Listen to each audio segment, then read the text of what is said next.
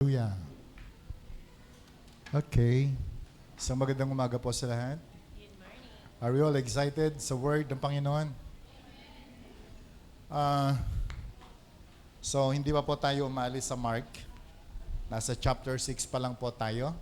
So, I pray na lahat po tayo ay makipag-aral na po sa atin as we continue to study the Word of God.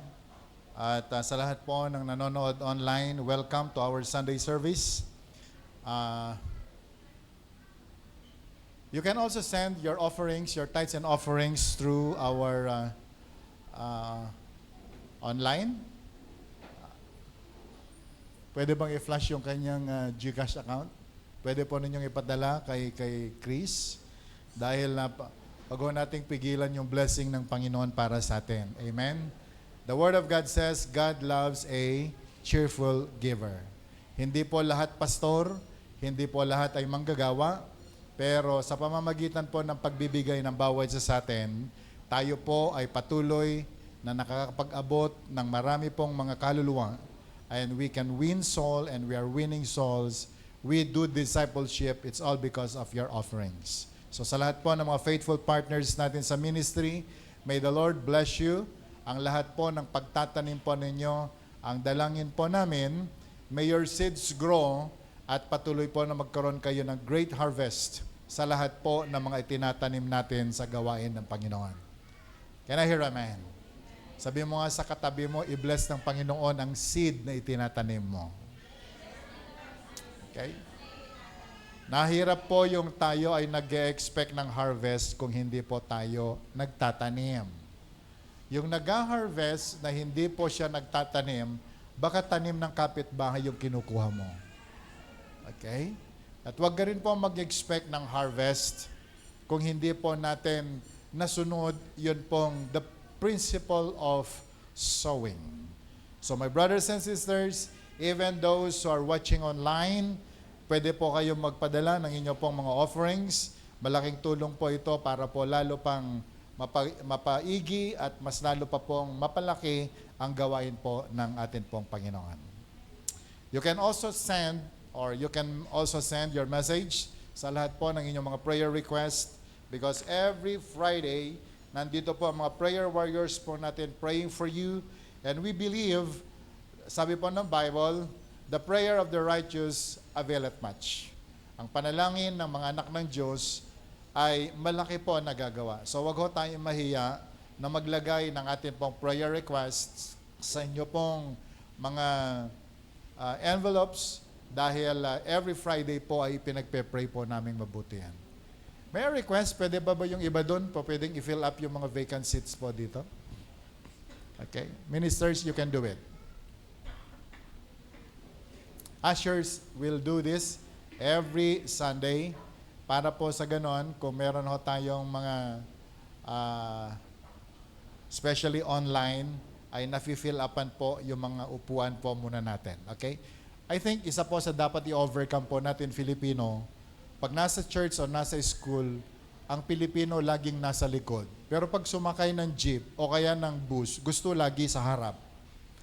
So iniisip kong gumawa ng isang church na bus Okay, at least 70 people, di ba? Para lahat ay magunahan sa harapan. Okay? Alright, meron pa po. Hindi po aalis yung sasakyan natin hanggat meron akong nakikitang vacant seats. Meron pa po. And we will do this every Sunday because we want to put everything in order. Katulad po na nababanggit ko, masyado na ho tayong matanda sa paglilingkod sa Panginoon. Iayos na po natin ang mga sarili natin. Amen. Can I hear amen? Sabi mo sa katabi mo, matatanda na tayo. Alam na natin dapat kung ano ginagawa natin. Ano? Okay? So, are we all excited with the Word of God? Okay, let's open our Bibles in the book of Mark, chapter 6. Mark chapter 6, beginning verse 1 hanggang po sa verse 6. Sabi po dito, Jesus left there and went to his hometown, accompanied by his disciples. When the Sabbath came, he began to teach in the synagogue, and many who heard him were amazed Where did this man get these things? They ask. What this wisdom that has been given him that he even does miracles? Isn't this the carpenter? Isn't this Mary's son and the brother of James, Joseph, Judas, and Simon? Aren't his sisters here with us? And they took offense at him. Verse 4, Jesus said to them, only in his hometown, among his relatives and his own house, is a prophet without honor. He could not do any miracle there except lay his hands on few sick people and heal them. Verse 6, and he was amazed at their lack of faith. Sabi nga po natin, lack of faith. Then, Jesus went around teaching from village to village. Purihin ang Panginoon sa pagkakabasa po ng kanyang buhay na salita. Tayo po yung muko sandali. And let's pray, Lord, bless your word, Panginoon, na aming aaralin ngayon. And may you also bless our hearts and even our soul. Open our spiritual eyes so we can see your very rema. Give us a listening ear and obedient heart upang sa ganun, Panginoon, sa amin pong pag-aaral ngayong araw po nito, matanggap namin ang nais mo, Panginoon, na tanggapin namin. And Lord, tanggalin mo ang lahat ng mga hadlang, ang lahat ng mga balakid ng pagtanggap namin ng katotohanan ng iyong mga salita upang, Panginoon, ang mga salita na aming tatanggapin, magkaroon po ng kapangyarihan na baguhin ang aming buhay, ang aming kaisipan, upang magawa namin ang kalooban mo sa buhay namin. Salamat, Ama. Ito pong aming dalangin sa pangalan ni Jesus. Amen. From chapter 1 hanggang sa chapter 5, nakita po natin yung sigasig ng atin pong Panginoon na nag-travel from one place to another para lamang po mag-preach ng salita ng Diyos. Okay? Di po lang alintana kahit may bagyo, kahit masama ang panahon, ang Panginoon masipag mangaral ng salita ng Diyos. That's according to Mark, dun po sa mga previous studies po natin. Ngayon, mga kapatid, mga kaibigan, gusto ko pong balikan natin, ito pong istorya po nito. Aralin natin mabuti.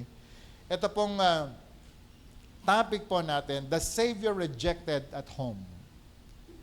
Ang masakit sa lahat, mga kapatid, mga kaibigan, ay yung ikaw, hindi ka paninaniwalaan ng mga kaanak mo maging ng iyong pamilya. Can I hear amen?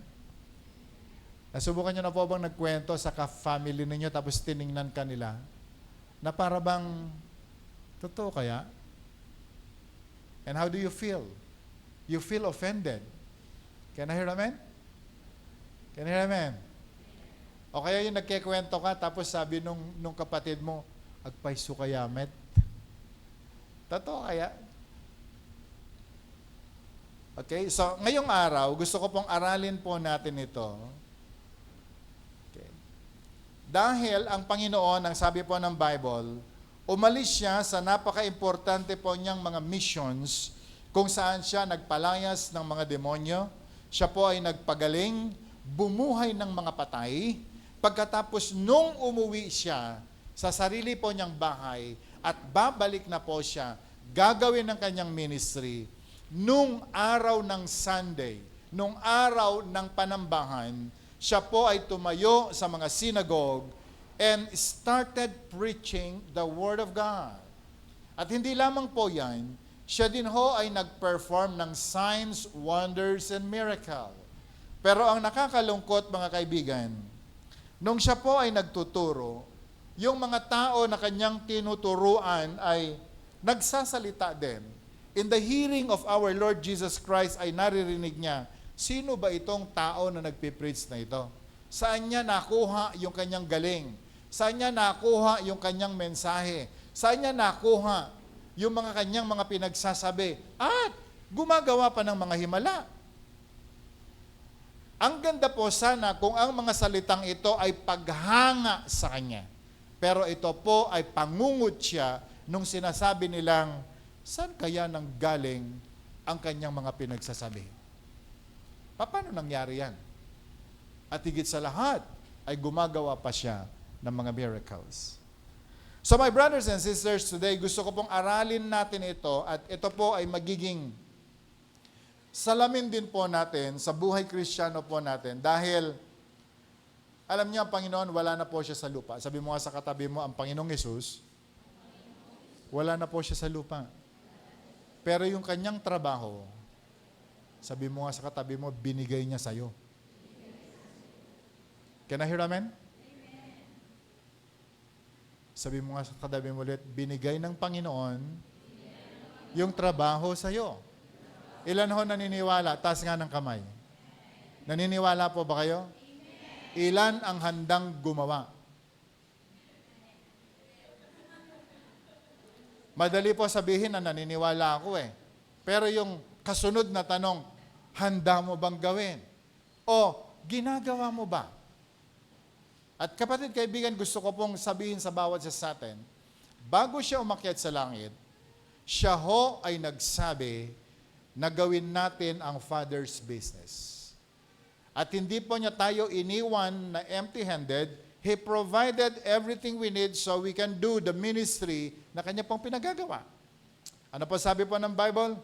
Binigyan ng Holy Spirit ang mga disciples nung araw and even today, ginawa niyang available ang Holy Spirit to empower us, to give us power and anointing para po gawin yung pinagagawa ng Panginoon. So sabi mo nga sa katabi mo ngayon, wala kang rason na hindi mo gagawin ang pinagagawa ng Diyos sa iyo. Anong sagot ng katabi mo? O, ngayon, mula sa araw na ito, babantayan mo yung katabi mo na yan. Baka naman amen na amen at hindi naman niya gagawin. Naunawaan natin? Sabi mo nga sa kanya ng maayos, huwag ka puro amen. Amen? Do not be listeners of the word, but be doers of the word. Naglipanan na po ang maraming mga Kristiyano, laging nakikinig every Sunday, but only few are doers of the word. And so mag-usap po tayo ngayong araw po nito ng mga importanteng bagay na kinakailangan ho magising na tayo sa katotohanan. Na kinakailangan po mag-breakthrough po tayo dahil kung hindi po natin ito maunawaan ng mabuti, darating na po si Jesus, na rapture ang iba, baka maiwan po tayo. Sayang naman yung mga iniluha natin noong mga nakaraan. Can I hear amen? So, are we all excited? So makita po natin sa istorya, yun pong mga kababayan niya, maging ang kanyang mga kaanak, yung mga kanyang mga relatives ay meron pong prejudgment o meron po silang maling pangunawa tungkol kay Jesus. Dahil kilala kasi siya. Okay? At ito po ngayon mga kapatid, ang gusto ko pong aralin nating mabuti. Nagkaroon ng false judgment ang kanya pong mga kababayan, ang kanyang mga kaanak, maging ang kanyang mga close relatives, ay nagkaroon po ng false judgment tungkol sa Panginoon o tungkol sa Kanya. And that's the very reason kung bakit ang Panginoon ay rejected. Now, pwede po ba kayong tumingin sa akin? Yan din ang dahilan kung bakit maging ang mga kamag-anak natin, kapatid natin, magulang natin, hindi naniniwala sa atin. Amen? Ilan ho dito ang naranasan ng mag-preach sa kanyang mga magulang? Taas nga ng kamay. Taas ang kamay. Yung mataas para makita ko. Tanong, ano nangyari? Siguro sabi nung tatay niyo, Amen? And how do you feel? Nag-preach na po ba tayo sa mga kapatid natin? Sagot po ng mga kapatid natin, magimomo ka nga. Iligo mo lang yan. Ganyan o, sinabi sa akin, no, ako po'y nagpipreach sa kanila. Akala po nila, nilalagnat ako. Sabi nung kapatid ko, yung kuya ko, maligo ka nga, kulang ka lang sa ligo. Samantalang galing ako sa discipleship, tinanggap ko yung Holy Spirit, hallelujah, nung tinanggap ko, narinig ko mismo, yung utos ng Panginoon, go and preach the gospel. Go back to your families. For the Bible says, if you believe, you shall be saved, you and your household. So nung tinanggap ko po yung command, tinanggap ko po yung power and the anointing, fresh from the Bible study, fresh from the discipleship, impakat ko nga dagos kadagitay family. And only few ang nakinig sa akin. Yun po lamang 2 younger sister ko. Pero yung mama ko, ang sabi niya sa akin, huwag ka masyadong magpapalulong sa pag-aaral ng salita ng Diyos. Kasi sinulat lamang ng tao yan. At alam mo ninyo, nung una, nalito po ako. Kaya umiiyak po ako, alin ba totoo, yung nanay ko o yung discipleship? So, nag-isip din po ako. Dahil sabi niya, lahat ng mga nakasulat yan, puro dogmatic yan, hindi proven. So bumalik po ako doon sa aking discipler. At sabi ko sa kanya, sabi ng mama ko, hindi proven lahat yan. Hanggang sa nagkaroon po kami ng mahabang pagkikwento, hanggang sa naintindihan ko ang sinasabi po ng Mark. Kung tayo ay tinatanggihan, dahil mismo ang Panginoon natanggihan din. Can I hear amen? At huwag po natin i-stuck ang sarili natin reaching our family kung hindi pa po panahon na sila po ay tumanggap ng katotohanan ng salita ng Diyos. So my brothers and sisters today, the Savior was rejected mismo sa kanyang sariling hometown. At higit sa lahat, hindi lamang yung pong mga neighbors, but even the family niya, Jesus was rejected. So today, in our topic, gusto ko pong maunawaan po natin itong prejudice po na ito, the false sense ng mga tao tungkol sa Panginoon. And that's the very reason kung bakit ang tao po ay blinded para po makita yung identity ng Panginoon and the power ng Panginoon. But today, I want you to listen very carefully, maging sa inyong lahat na nanonood online. Sapagkat we are working and we are doing the Father's business. Can I hear amen? And if we are doing the Father's business, accountable po tayo sa ginagawa o pinagagawa po sa atin. Isang araw, magsusulit po tayo sa Panginoon at tatanungin niya, ano ang ginawa natin dun sa calling na meron po tayo nung tayo po ay nasa lupa. So number 1, in your notes, nilagay ko po dyan, let's talk about the hometown, kung paano po sila ay nagulat, na-amaze dun sa ginagawa ng Panginoon. Okay? Nung narinig po ng mga disciples, ng kanyang mga relatives, ng kanyang mga kababayan, yun pong preaching niya sa synagogue, nagtanungan po sila, because they were amazed, where this man get these things? Saan niya kinuha yung kanyang kaalaman? Saan niya kinuha yung kanyang malalalim na thoughts? Saan nanggaling yung wisdom ng atin pong Panginoon?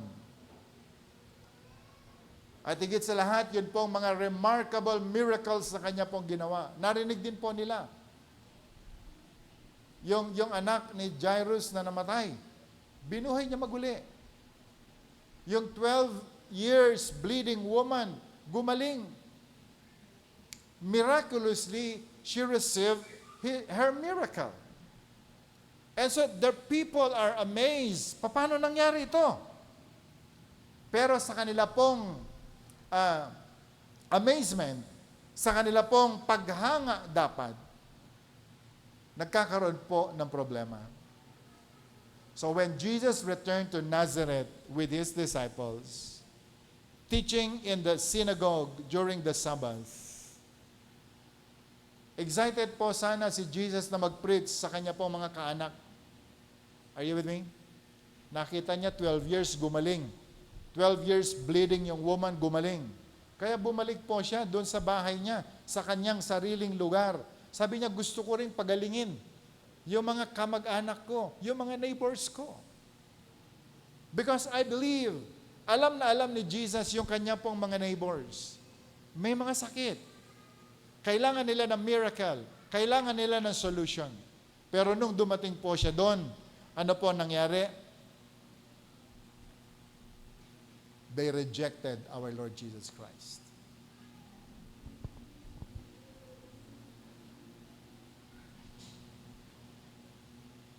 And you know, my brothers and sisters, this is the painful reality. Okay? The painful reality of Jesus facing disbelief from His own family and neighbors. Ito po yung pinakamasakit sa lahat. Yung nag-pray ka ng may sakit, gumaling. Pero alam mo, yung mga kaanak mo, kailangan nila ng kagalingan, pero nung ikaw ay nagmi-minister sa kanila, they don't believe in you. Can I hear amen? At mas gusto pa nilang dalhin sa albularyo kanilang may sakit kaysa ipapare mo. Mas gusto pa rin po nilang paniwalaan ang iba kaysa sa iyo. And that's one reason kung bakit ang dami po mga believers, they are so discouraged of ministering to people dahil mismo ang kanilang mga kaanak, hindi po nila nire-respeto sila. Yan ho yung nagpapailiit ng ating trust sa Panginoon at sa atin pong mga sarili. Can I hear amen? Can I hear amen? Nalala ko nung araw, meron po akong nag-preach po ako ng bagong buhay. Sabi ko, alam mo si Jesus, kaya niyang baguhin ang buhay mo. Si Jesus, kaya niyang tulungan ka para makawala ka sa bisyo. Ang sagot po nung sinesharean ko, yung mga kuya mo ba tumigil na sa bisyo nila? Kasama po nila sa tagayan yung kuya ko eh. Minarkahan ko po yung taong ito, ayaw ko na siyang kausapin ulit. Kasi no Ilocano ka kuma na may isaan na ka. Bakit ka magpipreach sa akin? Mismo yung mga kapatid mo, kadugo mo, hindi mo naman sila ma-preach. Hindi mo sila mawin sa Panginoon. Naghanap po ako ulit na makausap dahil ang akin pong mission nung araw, hindi po pwedeng matapos ang isang araw na hindi po ako nagpag-preach at least one person. So meron po akong kinausap ulit. Sabi niya sa akin, sabi ko po sa kanya, alam mo, maniwala ka lang kay Jesus, babaguhin niya ang buhay mo. Pasasaganain niya ang buhay mo. Alam mo, sagot niya sa akin, talaga? O di, meron na kayong sariling lupa at bahay. Nung panahon po na yan kami po ay nakikitira lang sa isang haunted house at hindi po, wala po kaming sariling tahanan. At alam niyo yun, nakapanliliit. Alam niyo yung bit-bit mo, yung dala mo, napakalaking anointing. Pagkatapos pag binira ka ng ganon, manliliit ka. So sabi ko, kinakailangan mo na siguro ako magkaroon ng mansion bago ako mag-preach para paniwalaan ako ng tao. And God rebuked me. Dahil hindi mo kailangan ng approval ng tao. Hindi mo kailangan ang acceptance ng tao. Ang mahalaga, accepted ka ng Panginoon. And keep doing the mission work. Ano man ang sabihin ng tao on how to condemn you, hindi po yun ang importante. Mismo nga ang Panginoon sarili niyang kaanak, kinondemn siya. So today, my brothers and sisters, bilang mga Kristiyano, meron pong pinagagawa ang Panginoon sa atin. And that is to preach the Word of God. Can I hear amen? Sabi mo nga sa katabi mo, you preach the Word of God. Sabi mo sa kanya, you need to heal the sick. Sabi mo sa kanya, cast out demons. You need to comfort people. This is our ministry. Can I hear amen? Na gusto po sana natin first hand na yung family po natin, tayo ang makapag-minister sa kanila. Pero kapatid, ito po yung, ano ba yung kasabihan ngayon? Expectation versus reality. So ano po nangyari? Sabi po ng Bible, sabi po ng verse 3, can we read that part? Verse 3. Come on, go. Isn't this the carpenter? Isn't this Mary's son and the brother of James, Joseph, Judas, and Simon? Aren't his sisters here with us? And they took offense at him. Sino ba naman tong taong nagmamagaling na ito? Di ba karpintero lang ito? Anak ni Joseph na karpintero, so ibig sabihin, karpintero din siya. Pagkatapos pangangaralan niya, mga scholars, pangangaralan niya sa synagogue, may mga importanteng posisyon sa bayan. Di ba anak ni Mary yan? Kapatid ni James at ni Joseph, ni Judas at ni Simon, mga mangingisda lamang sila. Tapos pag magsalita, kaya niyang ibaba ang langit?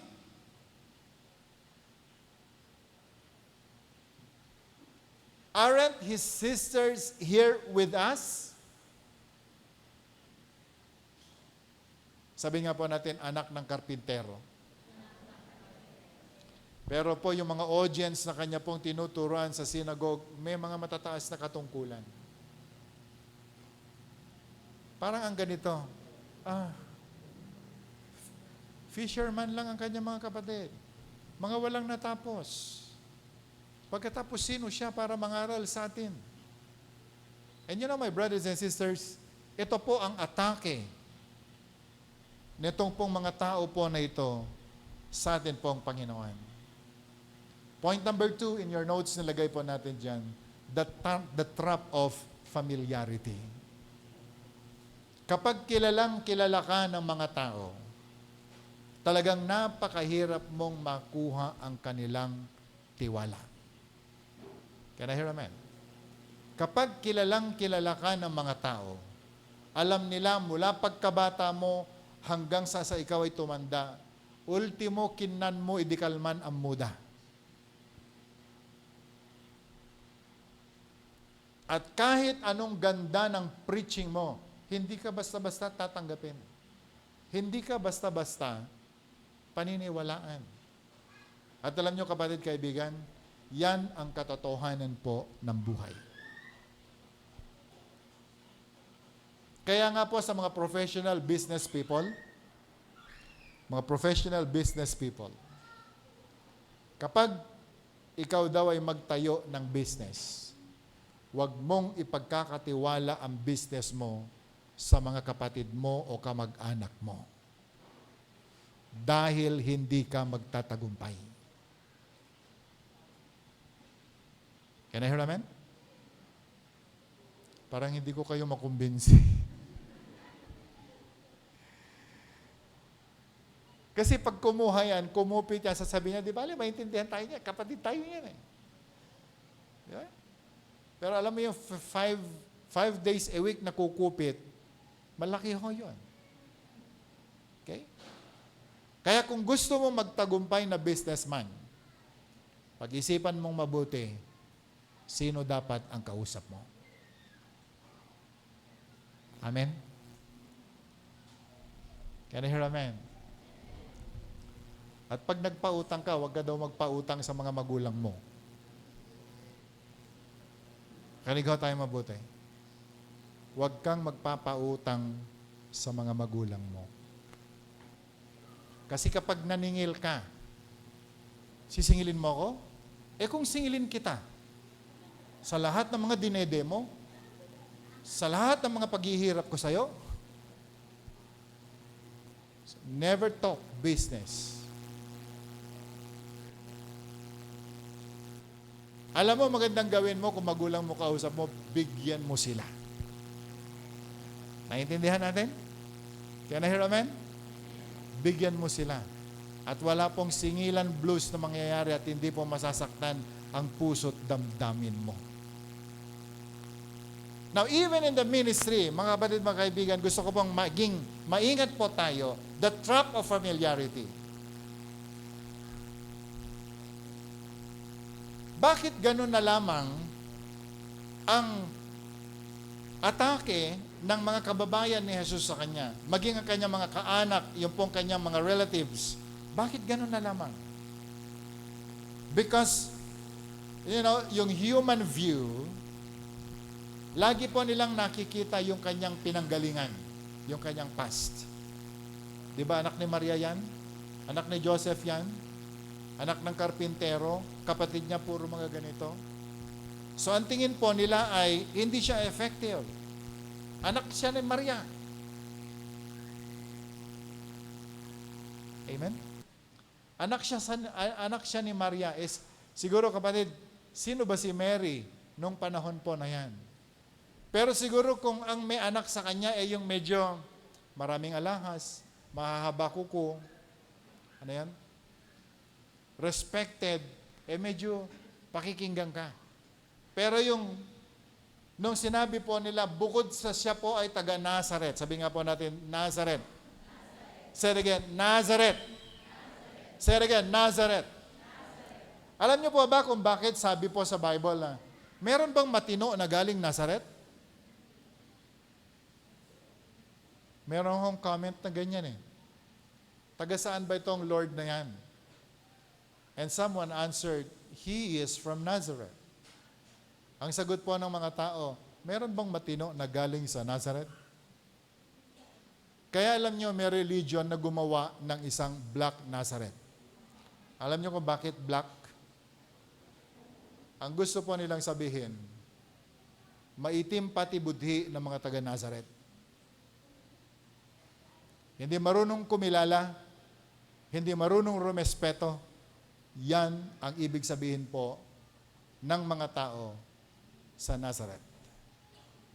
And so people don't believe to Jesus nung siya po ay sinasabing nang galing siya sa Nazareth. Can I hear amen? Can I hear amen? Parang nung araw, di ba? Pag sinabi mong taga-Tondo ka, nung araw to iba po ngayon. Taga saan yan? Taga-Tondo. Lagi kang tatanungin. Meron bang matino sa Tondo? Kasi nung araw, pag lumabas ka sa Tondo, may gripo ka sa tagiliran. Tumira po ako doon ng matagal na panahon. Amen? Hello? May kausap pa rin po ba ako? Parang ganito, pag sinabing taga Mandaluyong ka, taga saan ka? Mandaluyong. Ang sunod na tanong, loob, labas. Alam niyo ko bakit? Sa Mandaluyong, nandun po kasi yung mental hospital na napakalaki. Kaya maingat ka pag sinabi mong taga Mandaluyong ka. Ang susunod na tanong lagi ng tao, loob ba o labas? So Nazareth, ganito po ang sitwasyon, ganito po ang pinanggalingan ng ating Panginoon. Sa isip ng tao ay laging nakikita yung nakaraan po natin. Okay? Magpipreach ng word. Paano mag-preach na? Kaya maging ako, nung ako po'y nagpipreach sa mga classmates ko nung araw, Sabi nila sa akin, filosofo ka ko, Danny. Kung sika ka na pastor, saan ka nag-aral? Saan mo naman kinuha yan? Nakigaya ka lang yata sa El Shaddai. And they don't believe in me. Dahil ako po yung laging nagtatawag ng inuman, ako po yung laging nagtatawag ng tsongkihan, at ngayon ay magpipreach ng Word of God, that's impossible. And they don't believe. Stumbling block. They know his family, so they take offense of his higher authority. Yan ho ang sitwasyon natin ng mga Kristiyano. Kaya po, pag tayo po ay pumunta sa family na po natin para mag-preach, they don't believe. They don't accept. Ilang taon ka nang nagpipreach sa kanila? Nag-preach ka na ba talaga sa kanila o hindi ka nag-preach? Ilan ang nag-preach? Pwede po bang makita? Good. Ilan ang talagang hindi nag-attempt mag-preach? Ay, talagang hindi maliligtas yung pamilya niyo. Pero pag ikaw po kasi ay disciple, tumanggap ka ng word ng Panginoon, tinanggap mo yung anointing, may conviction ng Panginoon sa iyo, wala kang magagawa but to follow. So this message, my brothers and sisters, ay para po dun sa mga taong tinanggap nila yung conviction ng Panginoon to preach to their families. And when we experience rejection, ito po isang encouragement sa ating lahat. Huwag kang mag-alala, hindi ka nag-iisa. Kung ang Panginoon nga na-reject, sabi mo nga sa katabi mo, tayo pa kaya? He was rejected.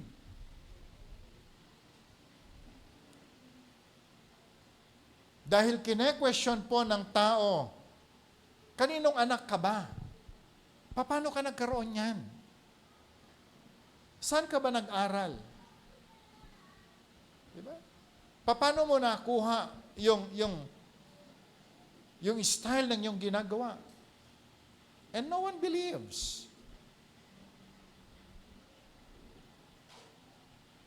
At alam niyo mga kapatid, listen to this. Meron pong danger yan.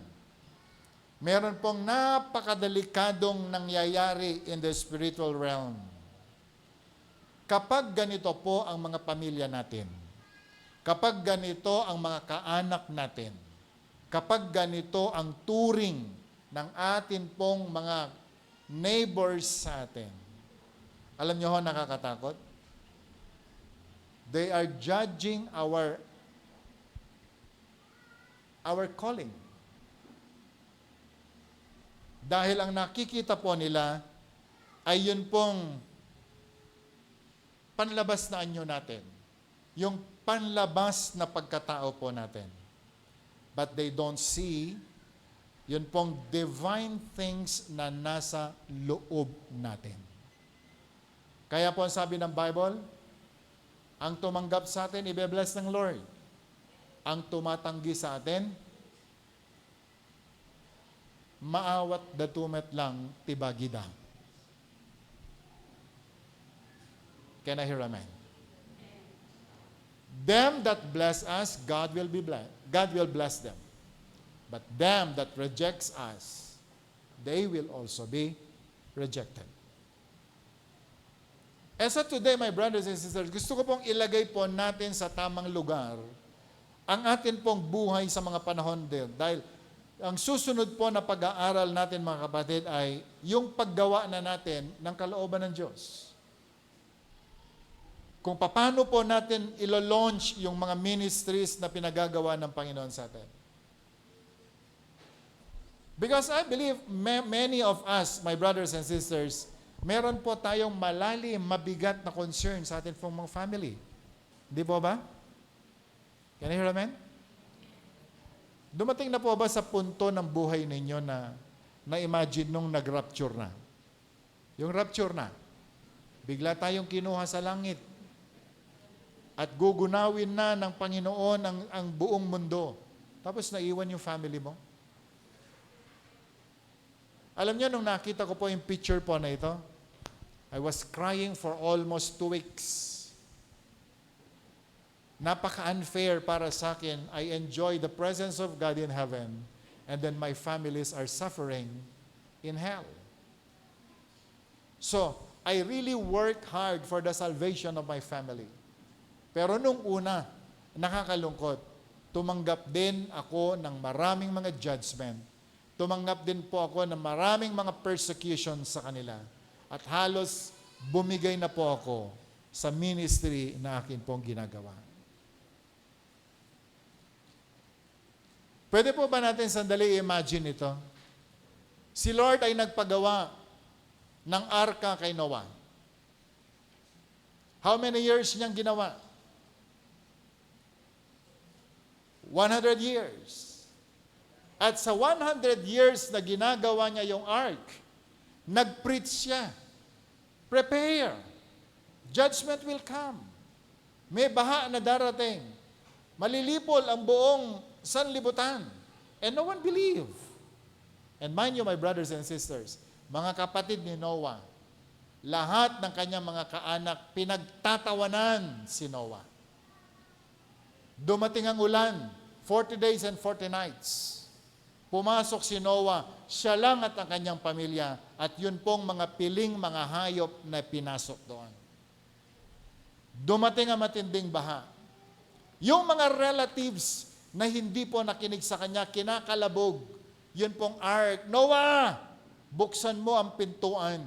Papasukin mo kami, malulunod na kami. Pero ang sinaraduhan na ng Panginoon, hindi po pwedeng buksan ng kahit na sino. Naintindihan natin? And so the relatives ni Noah, mismo kanyang mga kapatid, lahat ng kanyang mga kababayan, maging yung mga close friends niya, wala pong naligtas. Si Noah lang. And that is the consequence nun pong hindi nila tinatanggap yung messenger. Hindi po nila tinatanggap ang preaching ni Noah. Are you with me? Kaya sabi po ng mga tao, sira ulo talaga itong si Noah. Paano magkaroon ng baha? Ang ganda-ganda ng araw. And the same na situation ang natatanggap po natin, nararanasan po natin when we do ministry to our families and relatives. They don't believe in us. Can I hear amen? So, yung decision po ng iba, mag-backslide ka na lang. Nanlalamig na po yung iba. Kasi ang mahalaga, magsama-sama po tayong family. No. Si Noah, hindi po siya bumigay. Nung nag-preach siya sa kanyang mga kaanak at pinagtatawanan siya, hindi ganito ang sinabi ni Noah, sige, kung ayaw nyo, sige, join na lang ako sa inyo. Malunod na tayong pare-pareho. And you know, marami pong Kristiyanong ganyan. Masakit para sa kanila na hiwalayan ng kanilang mga family. Kaya hindi lamang po sila nakikisama pa sila. Do you get my point? They do what they're doing. They join them. They trying to please their families and relatives. But you know, brothers and sisters, you are in the wrong side. Kapag ganito po tayo maglingkod sa Panginoon, wala po tayong mararating. Darating ang judgment, and we will suffer kasama po ng mga family natin and relatives po natin kung hindi po natin gagawin yung tama sa harapan ng Diyos. So ano ho nangyari? Kahit pa ipasunog mo ang katawan mo, ibigay mo na lahat ng yaman mo sa kanila para lamang paniwalaan kanila, hindi mangyayari yan. Naintindihan natin? Bigyan mo man ng pera yan, hindi sila maniniwala sa iyo sapagkat meron ng prejudgment ang ating mga relatives sa atin. Listen, makinig ho tayong mabuti, especially you young people. Marami po sa atin, sa totoo lang, kapag tayo po'y kumita, we're trying to please yung mga family po natin. Tama? Lalong-lalo na yung mga nag-abroad. Ibibigay mo lahat. Madalas nakakatanggap ka ng message, yung pasalubong ko ha, kahit yung distant, very distant relative. Okay? By request, na para bang nung umalis ka, parang may ambag din. Nakuha niyo po yung punto ko? Expect ka ng regalo. Hindi mo naman siya pinagkatay ng kahit sisiuman lang. Nung naghahanap ka, mautangan para ka makapag-abroad. Meron bang nagboluntaryong, sige, magkano ba kailangan mo? 50 mil, 50 pesos ang bag. At least 49,950 na lang. Pero pag makahingi, pagdating mo, sinasabi ko sa iyo, even yung kapatid mo sa laman at sa dugo, minsan hindi ka naiintindihan. They love you, hindi dahil mahal nila tayo. They accept us, they respect us. It is because of what they can get from us. Can I hear amen? Tumanggap ka ng Father's business sa Panginoon. At inutusan ka ngayon ng Diyos. Reach out to your family. But they reject us. We're doing our best. Di ba? Ilang beses ka nang nagpa-reunion para mag-preach ka ng word sa kanila. Ang dami mo ng baboy na pinatay. Pero hanggang ngayon, walang naliligtas. Walang gustong yumakap sa pananampalataya mo. Walang gustong magmahal sa Panginoon na pinaglilingkuran mo. Alam mo kung bakit? Sapagkat hindi po nila tinatanggap ang Panginoon na pinapangaral mo sa kanila dahil ikaw mismo hindi ka nila tanggap.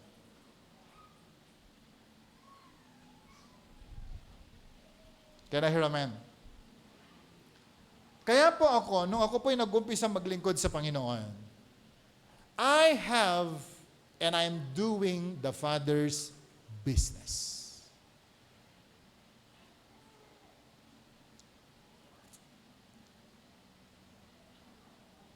Pwede ba makinig sandali? Tumingin kayo sandali sa akin.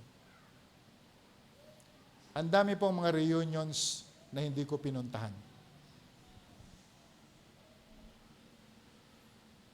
Because I am called to do the Father's business. Nag-attend ko ng reunion.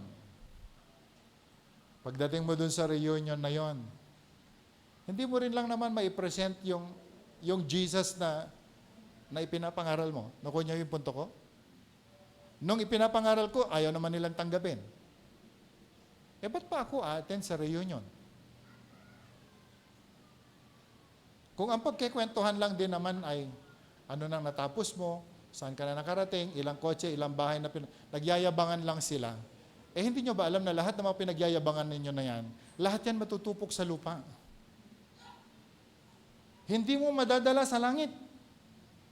Naunawa natin? Yung mga medals na pinagmamalaki natin sa reunion, sa mga family gatherings, it's useless.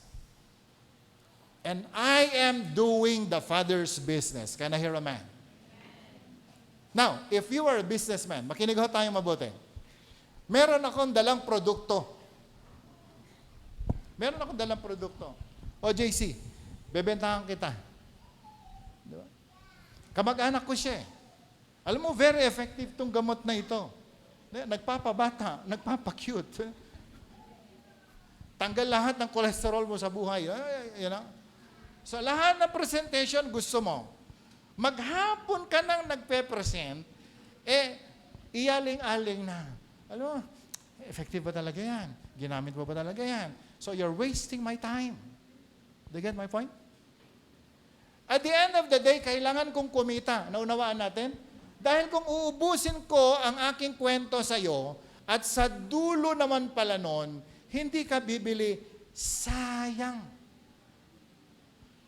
Walang income. Uuwi kang luhaan. Naintindihan natin? Can I hear amen? Hindi ka fruitful. Hindi ka effective. Ba't naman ako magtsatsaga? Hindi ka naman pala bibili. Dito na lang ako. Usap tayo. Meron akong produkto. Pampaganda. Magiging cute ka. Amen? Kapag in-entertain niya, pag tinanggap niya, wow, shoot, hallelujah! Nagawa ko ang Father's business. Pero kahit pa kapatid kita, kahit pa kamag-anak kita, kahit pa very close tayo, kung ikaw ang dahilan para hindi ako maging fruitful, hindi ako magtsatsaga sa iyo. Because at the end of the day, kinakailangan ko maging fruitful. Ano sabi po ng Bible? You must bear fruit. Because if you are not bearing fruit, tatanggalin ka doon sa main vine at maganda ka lamang na panggatong. I'm warning you, my brothers and sisters. Ang dami po natin mga wasted times. Ang daming mga seasons na dumaan sa buhay po natin. Nagkamali tayo ng atin pong mga desisyon. Amen? Pwedeng sabihin ng mga kaanak natin, hindi ka man lang nag-attend ng reunion natin. O ano nangyari sa reunion? Di ba? Ano nangyari doon? Nagiinuman lang din naman, di ba? Ilang awit ang inawit natin? My way, my love will see you through. Pero napapurihan ba, Panginoon? Nadala mo ba sila sa Diyos? Naipahayag mo ba ang salita ng Panginoon? Gumastos ka lang. Can I hear amen? Can I hear amen? My brothers and sisters today, time is very precious. Huwag kang papayag na matapos ang maghapon na hindi mo na kompleto yung pinagagawa ng Panginoon sa iyo. So si Jesus pumunta doon. Relatives niya yun. Kamag-anak niya. Importante sa buhay niya. Pero imbis na makinig sa kanya, anong tinanggap niya? Di ba anak ni Joseph to? Anak ni Maria ito? Kapatid niya si James? Kapatid niya si Andrew? Saan naman nang galing? Saan mo pinulot yung galing mo? Bumuhay na siya ng patay. Nagpalayas na siya ng demonyo. In-entertain ba siya ng kanyang mga kaanak? Hindi siya in-entertain. Sabi mo nga sa katabi mo, si Jesus na yun ha. O idugtong mo sa kanya, sabi mo sa katabi mo, ikaw pa kaya? Hindi ka pa nga nagpalayas ng demonyo eh. Hindi ka pa nga bumuhay ng patay eh. Di ba? Maniniwala pa kaya sila sa atin? Hindi na. Doon tayo ngayon makipag-usap. Doon sa naniniwala sa sinasabi natin. Can I hear amen? Can I hear amen? Kung naniwala ito, wow, praise the Lord. Hallelujah. May harvest ako. 1. Ito hindi naniwala. Okay, iwanan mo siya. Dito naniwala. Wow. At the end of the day, ilan ang nadala mo sa Panginoon?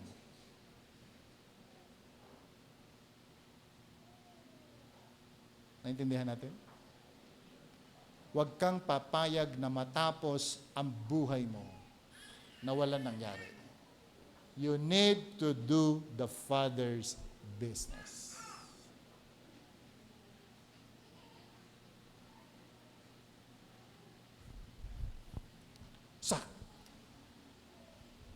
Sapagkat ang nakikita po nila sa atin mga kapatid,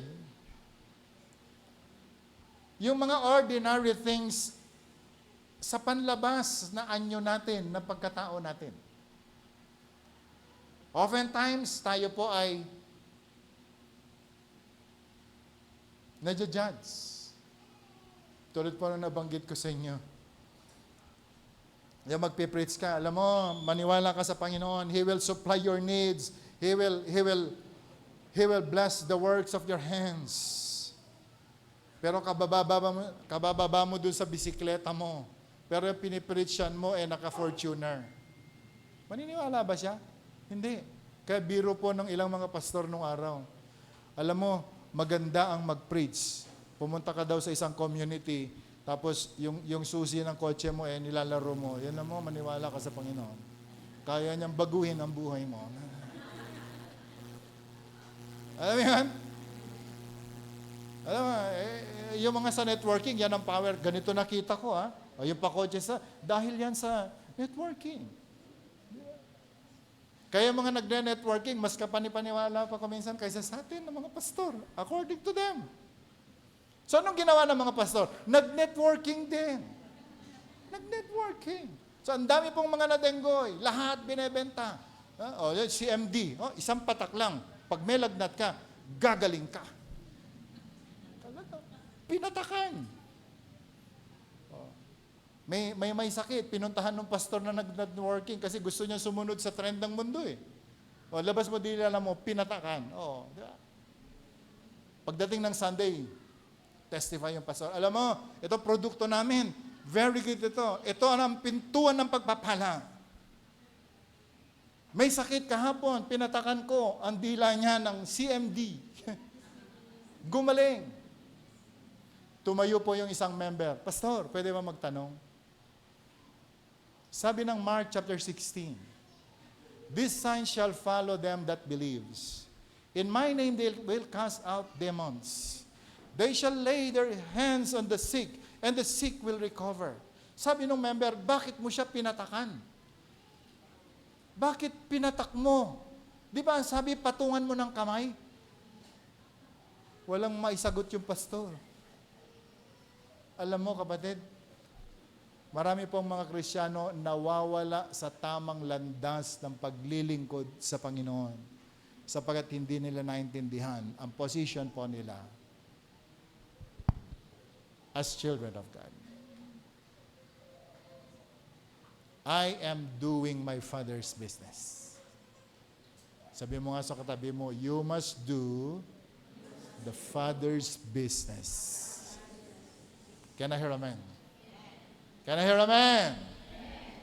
Okay, point number 3, ano nangyari? Verse 4. Ano po sabi ng Bible? Come on, verse 4. Basahin nga po natin ng malakas. Jesus said to them, only in his hometown, among his relatives, and his own house, is a prophet without honor. Kaya ngayon, sabi ng Panginoon, yung isang propeta na naglilingkod sa Panginoon, sa kanyang mga relatives, hindi siya ginagalang. Ano nangyari sa verse 5? He could not do any miracles there except lay hands on few sick people and heal them. Because the people, ang puso po ng mga tao ay punong-puno ng unbelief. Ayaw nila maniwala. Kaya maging si Jesus, hindi po nakagawa ng miracle among his relatives because they don't believe on Jesus. They don't believe sa lordship ng atin pong Panginoon.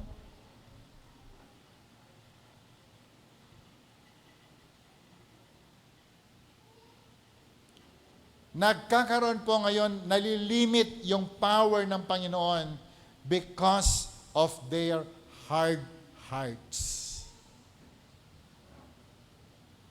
Hindi ka tuloy nagagamit ng Panginoon dahil, alam mo yon, gusto mong magtanim, pero nagtatanim ka sa isang napakalaking bato, hindi talaga tutubo. You're just wasting your time. Can I hear amen? Waste of time. Waste of seeds. Pwede po man natin ulit basahin ang verse 5? Come on, go. He could not do any miracle there except lay his hands on few sick people and heal them. Sino po yan? Sino yan? Si Jesus na yan, ha? Omnipotent, all-powerful, omniscient. He knows everything. Pero hindi po siya makagawa ng mga miracles sa lugar na yan. It's all because of the hard-heartedness ng mga tao. So ganyan din tayo mga kapatid. Amen? Kahit pa saan ka nang galing na seminary at naaral mo na ang buong salita ng Panginoon, if you go and preach to your relatives and they don't believe in you dahil sa familiarity nila sa atin, we're just wasting time. Waste of time. Sabi nga po natin, waste of time. Ano nangyari sa verse 6?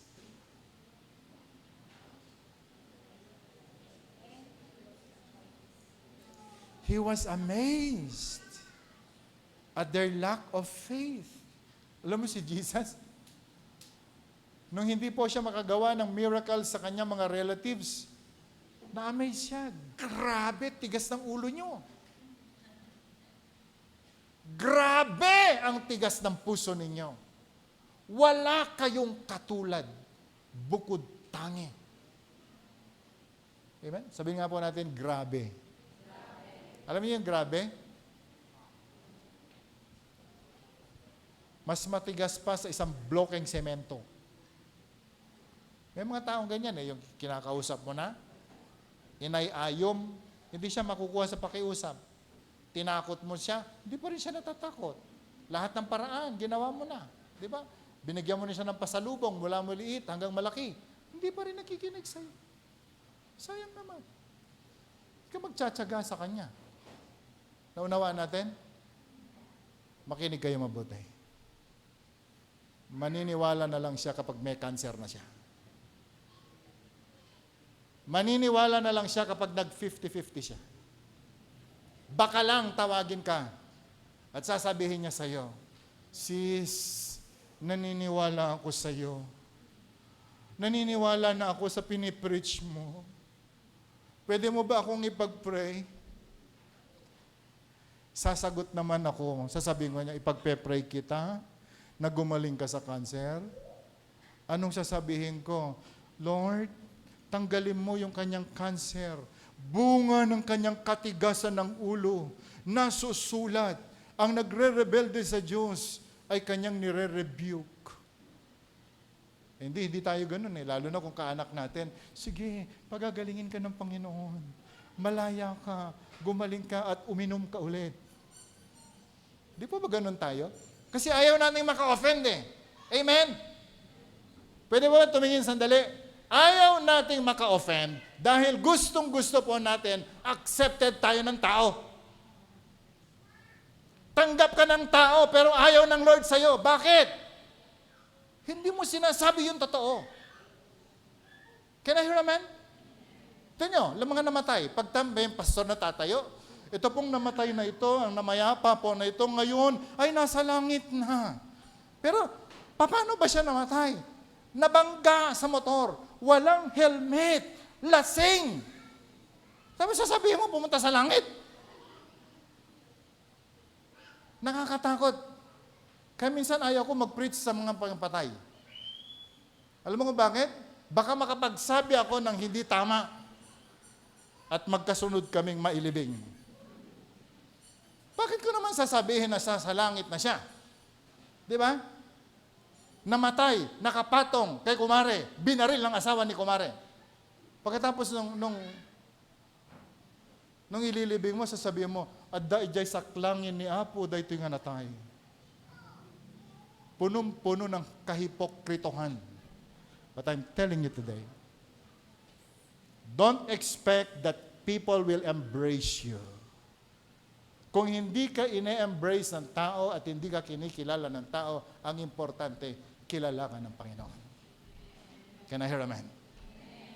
Don't expect that your relatives will accept you.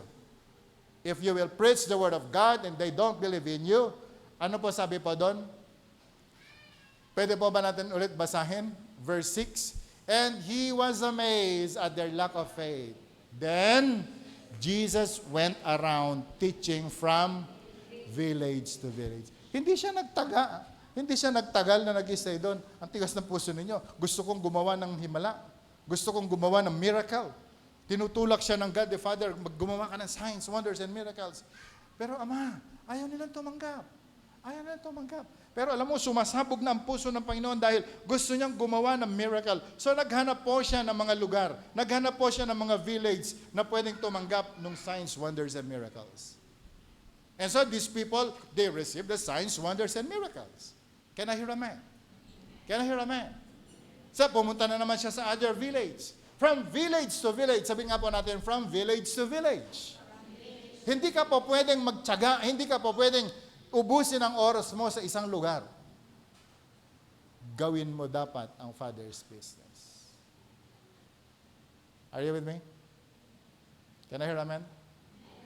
Don't try to please people. What's the use of pleasing people kung hindi po napiplease ang Panginoon sa atin?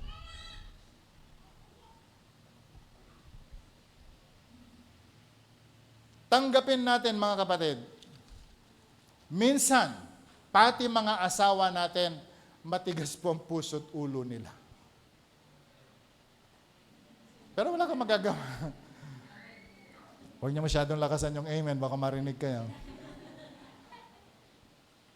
Pero alam mo, you can pray for them.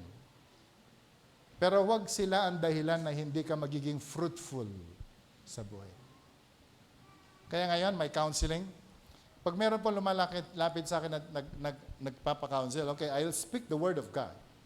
But I'm sure, hindi kita ipiplease. Sasabihin ko sa iyo kung ano sinasabi ng Panginoon. Katulad po nung madalas na sinasabi ko, do not marry unbeliever. Madalas nyo naririnig sa akin yan. Can I hear amen? Bakit ko sinasabi yan? It was written in the Bible. And I will not bend the law katulad ng Senado just to please you guys. Higit sa lahat, ano mapapala ko na papalakpakan mo ako, tanggap mo ako, kung hindi ako tanggap ng Panginoon sa langit? Can I hear amen? I will not stop preaching. Because unbelievers, they are not children of God. Can I hear amen? Whose children? Kaninong anak ang mga unbelievers? It is from the devil. And can you imagine kung anong mga negative spirit and demons meron sa mga unbelievers? Anong tendency nun?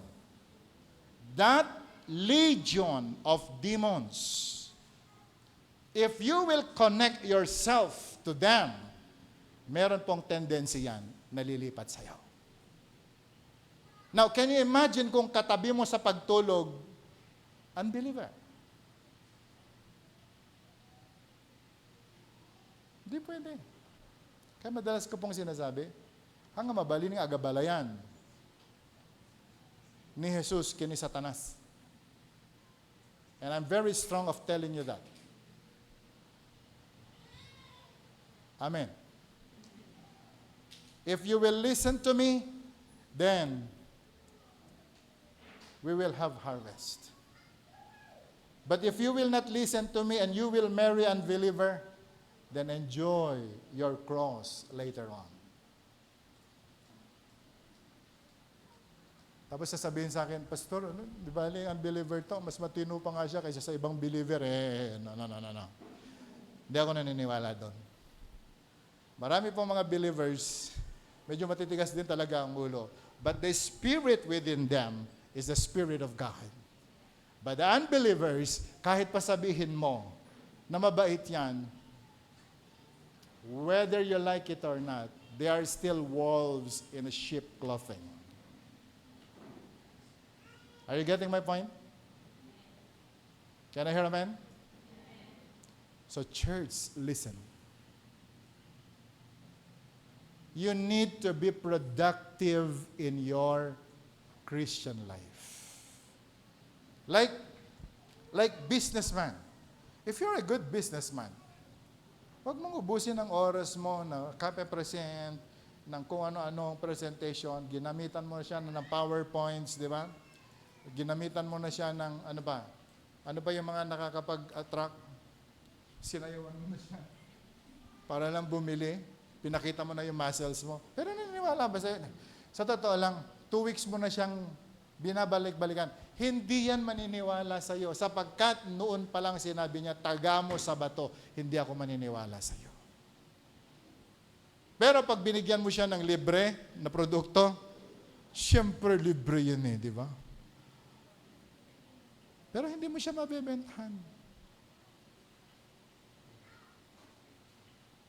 Ano ginawa ni Jesus? He went around teaching from village to village. Hanap ka ng lugar. Hanap ka ng ibang paraan. Maghanap ka ng tao na meron pong puso na kayang tumanggap ng salita ng Diyos. Can I hear amen?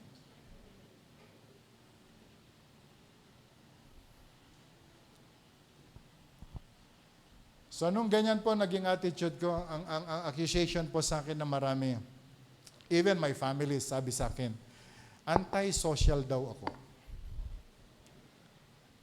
Anti-social. Ayaw ko daw ng kasiyahan, KJ daw po ako. Hindi KJ. Pero kung tatanggapin mo yung produkto ko, tatanggapin ko din ang produkto mo. Umaawit po kasi ako paminsan-minsan. Kahit po nung kukoy unbeliever pa, umaawit po ako sa pag may mga okasyon. Pinagbibigyan ko silang umawit. Umaawit po ako. Pero yung tatagayan ka na nila, lalong-lalo sa mga in-laws ko, pag pinagbigyan mo ang isa, ay kayabangan ng unbeliever Apay ngay pastor, pinagbigyan ni uncle mo, apay nga siya, uncle na Ahmed. So amin nga uncle ni Claire, pagbigyan to amin. Handa pa nga na bartik kan. Nakupo niyo yung punto ko? Naunawaan niyo sinasabi ko?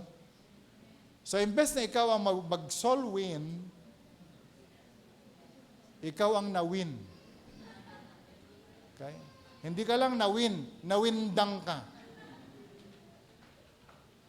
And then, hindi mo na alam kung paano mo i-position ang sarili mo.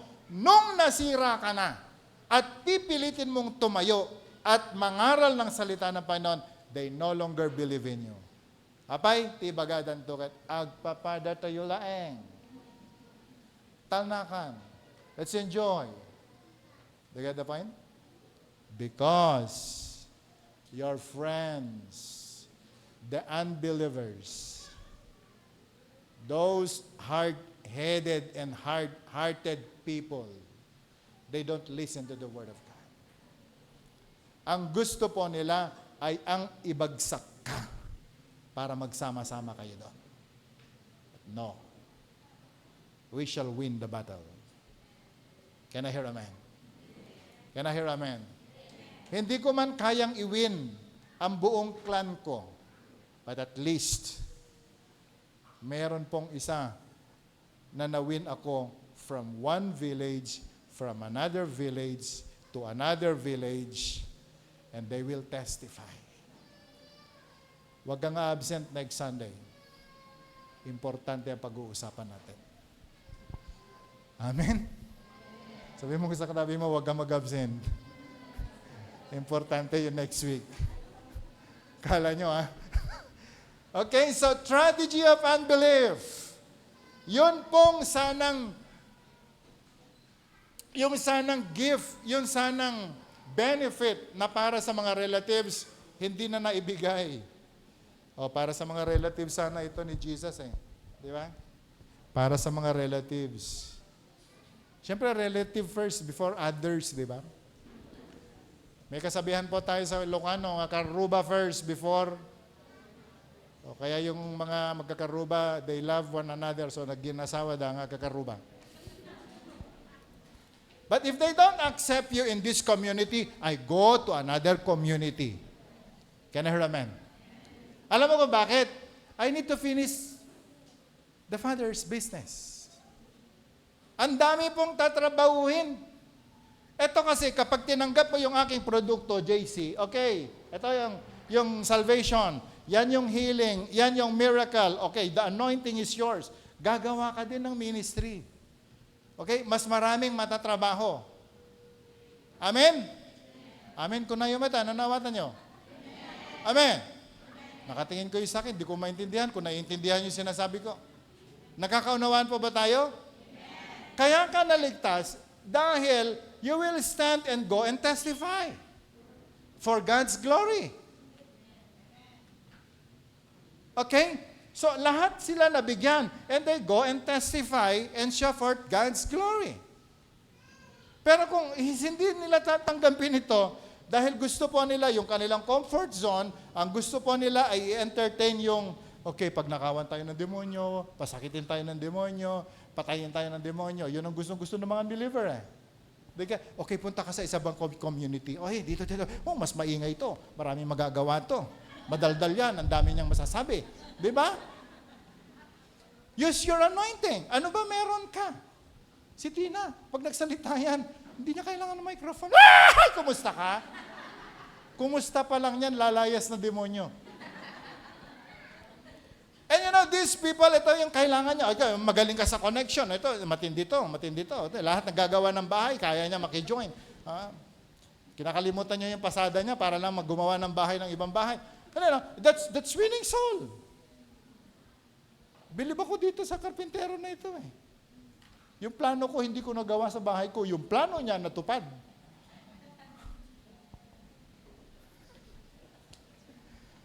Church, God is looking for perfect people. Alam mo kung sino yung perfect people? Yung kaya niyang i-entertain ang man of God. And when you receive the messenger of God, you will receive the same anointing. You will receive the same power. And then you can go and preach the gospel.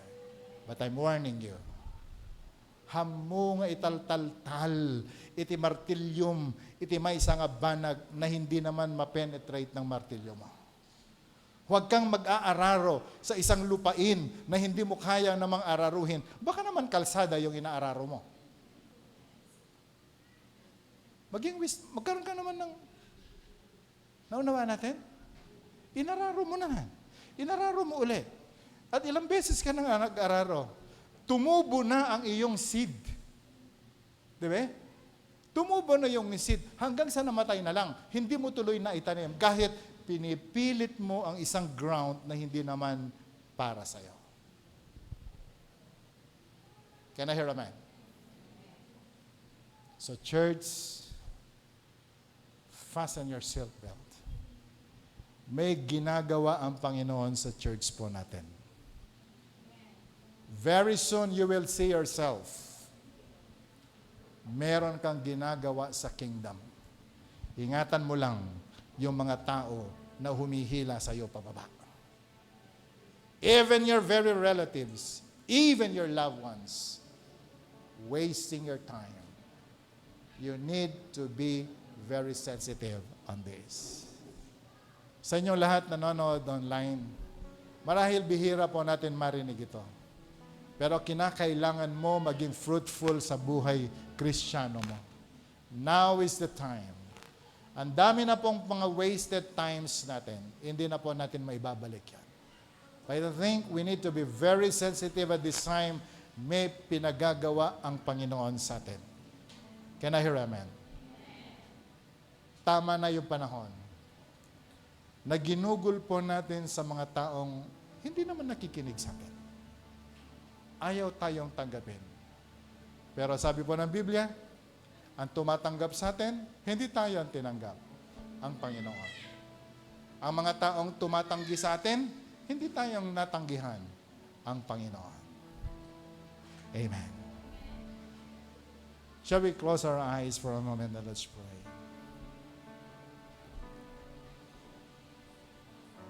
Jesus, thank you for what you have done today. Thank you, Jesus, for your faithfulness. Thank you, Lord, that you are God. Ang mga salita mo, Panginoon, hindi po natutulog. Ang mga salita mo, Panginoon, hindi patay. But your word, O God, is life and living. Na kaya po niyang i-penetrate ang aming puso, even our bone marrows. And today, Lord, I pray in the name of Jesus. Diinan mo sa puso at isip namin ang iyong mga salita. Idiin mo, Panginoon, hanggang sa aming mga kalamnan. Hanggang sa umabot, Panginoon, sa aming mga bone marrows. And that your word na tinanggap namin ngayon will accomplish great things, O God, in our lives. Panginoon, humihingi kami ng tawad kung kami nagkamali. Naging lax po kami sa buhay namin at hindi namin nagawa ang mag-preach ng iyong mga salita. Na hindi namin nagawa, Panginoon, ang mag-witness sa maraming mga tao. It's all because we wasted our time. At hindi po kami naging sensitive. Meron pala kaming hinahabol, Panginoon, na oras. Because, Lord, it is your word. Sinabi mo sa iyong salita, we need to redeem the time, for the days are evil. Today, Lord, in Jesus' name, may your grace be upon us. Your mercies be upon us. Gisingin mo kami, Panginoon, sa katotohanan na iyong mga salita. Niligtas mo kami for a purpose. Binigyan mo kami, Panginoon, ng kapangyarihan dahil meron kang purpose. Binigyan mo kami ng buhay. Meron kang purpose, Panginoon. To show forth your glory. Ang kami ay mag-preach, ang kami ay mag-minister. This is the very reason kung bakit kami tinawag mo. Now, my brothers and sisters, if you believe na niligtas ka ng Panginoon for a purpose, kung bakit ka tinawag ng Panginoon dahil meron siyang purpose, if you will acknowledge this, I want you to stand up before the Lord now and tell to your Jesus, I acknowledge my calling. Sabihin mo sa Kanya, Lord, I know meron kang purpose sa buhay ko. Ang gamitin ka ng Panginoon as an avenue of blessing upang mapagpala ang maraming mga tao. First, to your family, to your relatives, to your neighbors, and even to other people. This is the very reason why niligtas po niya tayo. We are here to do the Father's business. We are running out of time. Church, remember, pasama ng pasama ang panahon. Patigas ng patigas ang isip, ang ulo at ang puso ng tao. Makikita po natin ngayon, maging ang mga bata, kaya nang pumatay. Marami po mga tao ngayon, wala ng panahon sa Diyos. Who will win them? Who will speak the word of God to them? Marami na po ngayon mga compromisers. They come to church, but they neglect the truth of the word of God. Because what they want is that they want to please themselves. Church, ganito po kalala ang mundo na ginagalawan natin. If we will not do something, paano na po ang crown na dapat sana ibigay ng Panginoon sa atin? Kung hindi po tayo maging fruitful in our Christian life now, kailan ho tayo magiging fruitful? Church, tomorrow might be too late. Be careful of your time.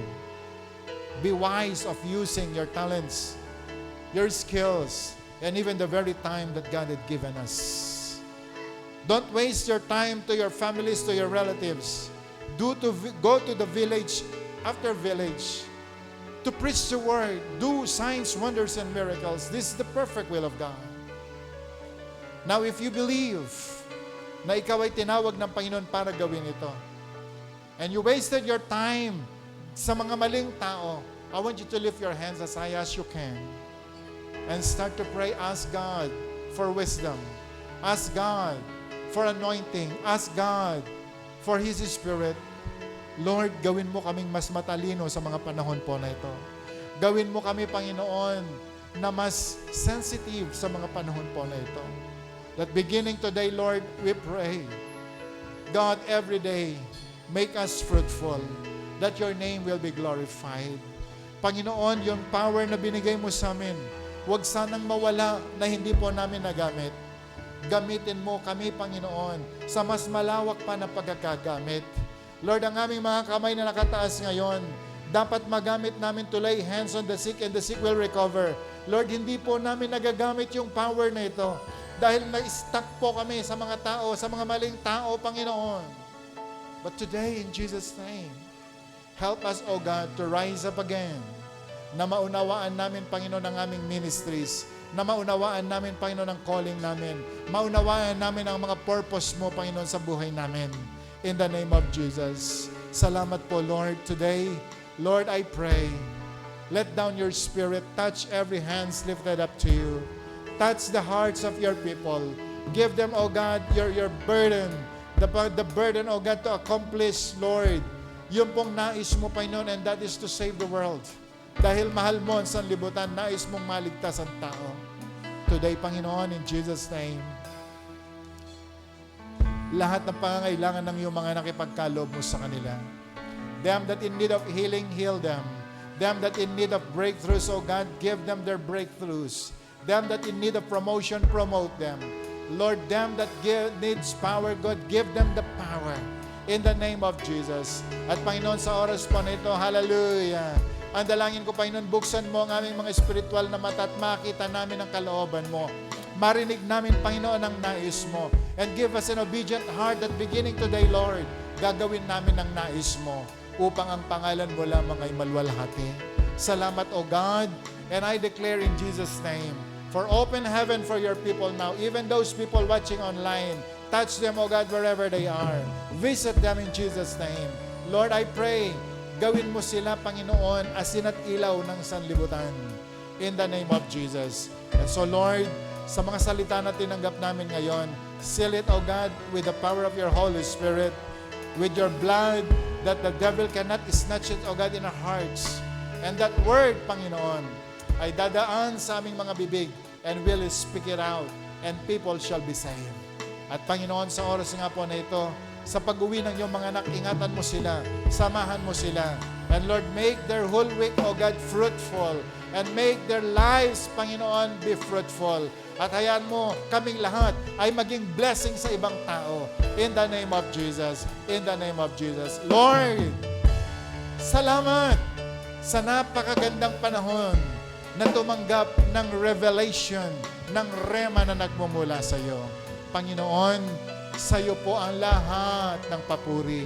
Ibinabalik na namin sa iyo ang lahat ng pagsamba. Ibinabalik namin sa iyo, Panginoon, ang lahat ng pagdakila. Sa pangalan ni Jesus, lahat po'y magsabi na, pwede po ba natin itaas ang ating mga kamay? Pupurihin ka sa awit, itataas ang aming tinig, itatanghal sa buhay ko, tanging ikaw, O Diyos. Higit pa sa kalangitan, ang iyong kalwalhatian, kadakilan mo'y di mapapantayan. Minsan pa, pupurihin ka sa awit, itataas ang aking tinig, itatanghal sa buhay ko, tanging ikaw, O Diyos. Higit pa sa kalangitan, hatian, kadakilan mo'y di mapapantayan. Sa huling pagkakataon, awitin po natin. Pupurihin ka sa awit, itataas ang aking tinig, itatanghal sa buhay ko'y tanging ikaw, O Diyos.